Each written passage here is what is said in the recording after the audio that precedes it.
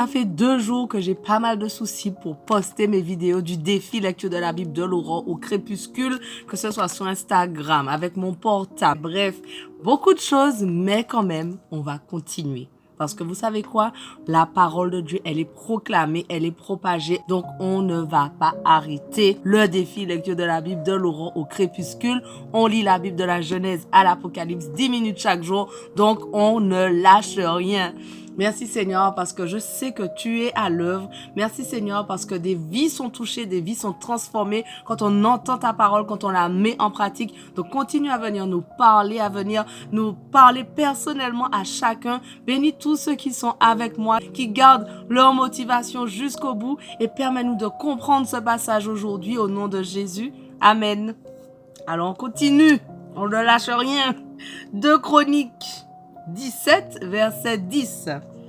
À cause de l'Éternel, une terreur s'empara de tous les royaumes environnant Juda, de sorte que personne n'osa faire la guerre à Josaphat. Des Philistins lui apportaient des présents et un tribut en argent. Les nomades arabes lui apportaient aussi du petit bétail, 7700 béliers et 7700 boucs. Josaphat devint de plus en plus puissant. Il construisit en Juda des citadelles et des villes entrepôts. Il disposait de provisions abondantes dans les villes judéennes et des vaillants guerriers étaient stationnés à Jérusalem. Ces derniers étaient répartis selon leurs groupes familiaux. Pour Juda, voici les chefs de milliers. Le chef Adna, qui commandait 300 000 vaillants guerriers. À ses côtés se trouvait le chef Yohanan, qui commandait 280 000 hommes. À ses côtés, Amazia, fils de Zikri, qui s'était volontairement engagé pour l'Éternel et qui commandait 200 000 vaillants guerriers. De Benjamin, il y avait Eliada, un vaillant héros qui commandait 200 000 hommes armés de l'arc et du bouclier. À ses côtés, Yehozabad qui commandait 180 000 hommes équipés pour la guerre. Tout ceci était au service du roi, auquel il faut ajouter ceux que le roi avait mis en garnison dans les villes fortifiées sur tout le territoire de Juda. 2 Chroniques 18. Josaphat était comblé de richesses et de gloire. Il s'allia par mariage avec Akab. Au bout de quelques années, il lui rendit visite à Samarie et Akab abattit pour lui et pour ceux qui l'accompagnaient une grande quantité de moutons et de bœufs. Puis il le persuada d'aller avec lui attaquer la ville de Ramoth en Galaad. Akab, roi d'Israël, demanda à Josaphat, roi de Juda, « Viendras-tu avec moi à Ramoth en Galaad ?» Celui-ci répondit, « J'irai avec toi. Mes troupes iront avec les tiennes, nous livrerons combat avec toi. » Mais il ajouta, « Consulte d'abord l'Éternel, je te prie. » Le roi d'Israël rassembla les prophètes qui étaient environ 400 et leur demanda, « Devons-nous aller reprendre Ramoth en Galaad ou dois-je y renoncer ?»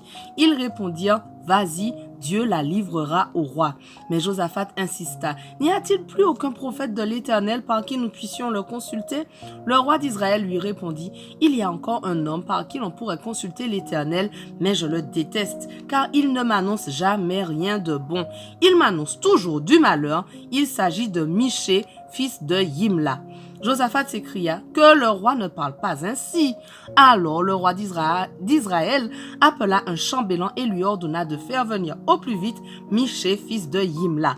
Le roi d'Israël et Josaphat, roi de Juda, revêtus de leurs costumes royaux, siégeaient chacun sur un trône sur l'esplanade qui s'étend devant la porte de Samarie, tandis que tous les prophètes étaient devant eux dans un état d'exaltation. L'un d'eux, Sédécias, fils de Kenaana, s'était fabriqué des cornes de fer et affirmait, « Voici ce que déclare l'Éternel. Avec ces cornes, tu frapperas les Syriens jusqu'à leur extermination. » Tous les autres prophètes confirmaient ce message et disaient, « Va attaquer Ramoth en Galaad, tu seras vainqueur et l'Éternel livrera la ville au roi. » Pendant ce temps, le messager qui était allé chercher Miché lui dit, « Tous les prophètes sont unanimes pour prédire du bien au roi.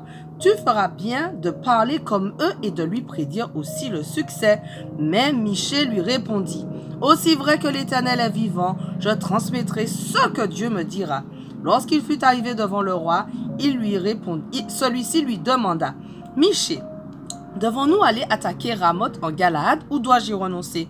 « Bien sûr, allez-y, répondit Miché, vous serez vainqueur et la ville vous sera livrée. » Mais le roi lui rétorqua, Combien de fois faudra-t-il que je t'adjure de me dire seulement la vérité de la part de l'Éternel? » Alors Michée déclara: « J'ai vu tous les Israélites disséminés sur les montagnes. Ils ressemblaient à des brebis qui n'ont pas de berger. Et l'Éternel a dit, ces gens n'ont plus de souverain, que chacun d'eux retourne tranquillement chez soi. » Le roi d'Israël dit alors à Josaphat: « Je te l'avais bien dit, cet homme-là ne me prophétise jamais rien de bon, c'est toujours du mal. » Mais Michée continua: « Eh bien oui, écoutez ce que dit l'Éternel. J'ai vu l'Éternel siégeant sur son trône, tandis que toute l'armée des êtres célestes se tenait à sa droite et à sa gauche. » L'Éternel demanda: « Qui trompera Akab, le roi d'Israël, pour qu'il aille attaquer Ramoth en Galaad et qu'il tombe sur le champ de bataille? » L'un proposait ceci, l'autre cela. Finalement, un esprit s'avança, se plaça devant l'Éternel et dit: « Moi, je le tromperai. » L'Éternel lui demanda: « Et comment t'y prendras-tu? » « J'irai, répondit-il, inspirer des mensonges à tous ces prophètes. » L'Éternel dit: « Pour sûr, tu le tromperas, tu réussiras. Va donc et fais comme tu l'as dit. » Et maintenant, conclut Michée, c'est ce qui est arrivé. L'Éternel a fait qu'un esprit de mensonge inspire tes prophètes ici présents, car l'Éternel a résolu ta perte. Alors Sédécias, fils de Kenaana, l'un des prophètes, s'approcha, gifla Michée et lui demanda: « Par quel chemin l'esprit qui vient de l'Éternel est-il sorti de moi pour te parler? » Michée répondit: « Tu le sauras le jour où tu fuiras en passant de chambre en chambre pour te cacher. » Aussitôt le roi d'Israël ordonna: « Arrêtez Michée et emmenez-le à Amon, le gouverneur de la ville, et à Joas, le fils du roi.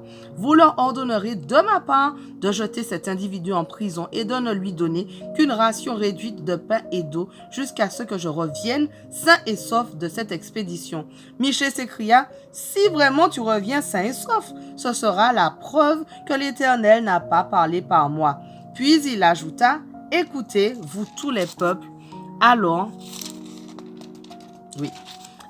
le roi d'Israël et Josaphat, roi de Juda, partirent pour Ramoth en Galaad.